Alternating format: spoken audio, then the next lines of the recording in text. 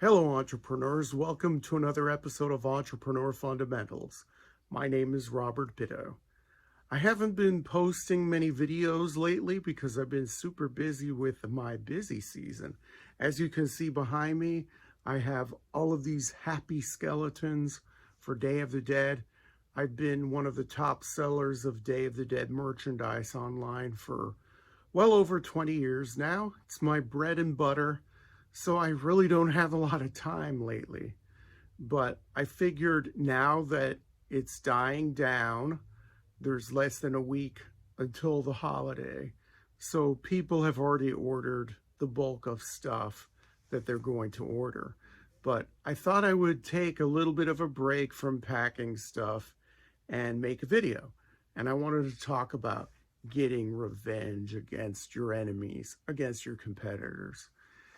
Now, some people adopt the whole attitude of, I'll show them, if they're competing against people in the same industry or whatever, they feel like maybe they were wronged or some other thing, slighted or undercut by price, or maybe a design was stolen, or, they're just copycats and the other person's not as original as you, and all of that stuff, and that gets under your skin or whatever. Now, I've had a lot of people try to compete against me. I've been around for over 23 years now, and I let competitors or wannabes just bounce off me like water off a duck's back, like they say. And I know that's hard, and sometimes it wasn't easy for me to have this attitude. I guess because I'm still standing and all these other people are not. Even the guy who sued me in the year 2004, I think. Yeah, 2004 to 2006. The lawsuit lasted 2 years. Even he now is out of business. So I've mentioned this before. There's an old Chinese phrase that says, if you stand by the riverbanks long enough, the bodies of all your enemies will slowly float on by you. Well, okay. Well, let's stop right here and talk a little bit about your enemies or your competitors. I feel like now, and I felt this way now for about 10 years, so a big part of my 23 years, that I don't have competitors. And that's what I would suggest you do. You set yourself up as someone who has no competition. And what do I mean by that? You could be selling iPhones and have no competition because you do something that sets you apart. What sets me apart is my variety of merchandise. No one has the identical merchandise that I do. And I have unique types of merchandise within these subcategories that I have, like Day of the Dead, religious items, things that are produced exclusively for me that no one else has. So if somebody says, hey, I want a piece of that, and they want to try to copy me, they're not going to be successful. And as long as I feel that way, then I don't have to waste any time with it. Now, that is very important. I've made a couple videos about ignore your neighbors. That's the most popular video I've ever made. And I don't know, it went beyond entrepreneurship, I guess. You can look up ignore your neighbors, put that into Google, and my video from this channel pops up and it has over 25,000 views. But along those lines, you have to concentrate on what you need to concentrate on. And that's not this external stuff.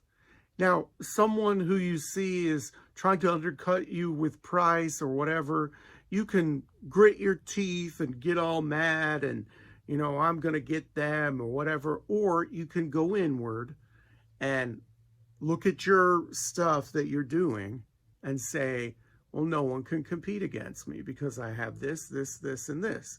And I'm going to ignore what that person's doing. And so the title of this video is a little clickbaity because I'm not going to give you advice on how to seek revenge against your competitors. I'm saying don't have any competitors. Make yourself unique. I said in a video 6 years ago, when people always ask me what I should do, what should I do as an entrepreneur, what business should I go into, I say, what are you good at, what do you like to do, and what makes you weird? So concentrate on those three things, build your business, and then if someone tries to undercut you, let's say if you're selling iPhones, well then, and you can't compete against this person, don't grit your teeth and, say, how am I going to get back at them or whatever. Just move on if you need to. Do something different. I was selling a product line, and I still do, and a woman was selling that same product line, similar product line, not exact products. I'll tell you, sugar skull molds for Day of the Dead.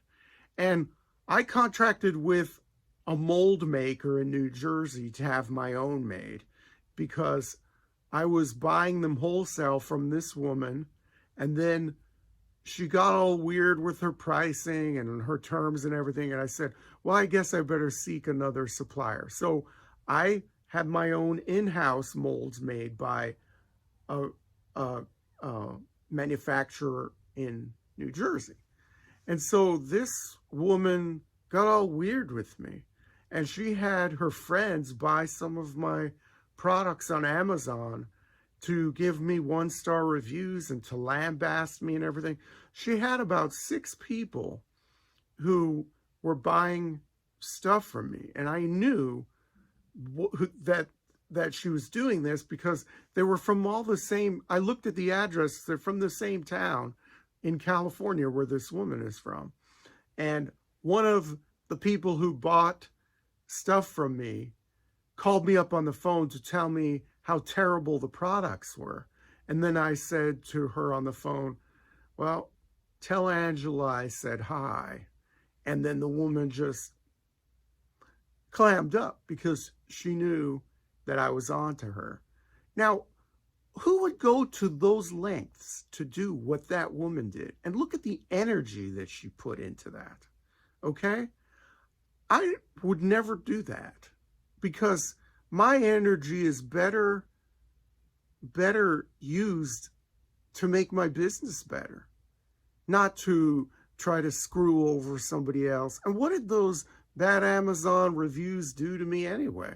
I sell on other venues, and I had great reviews from other people.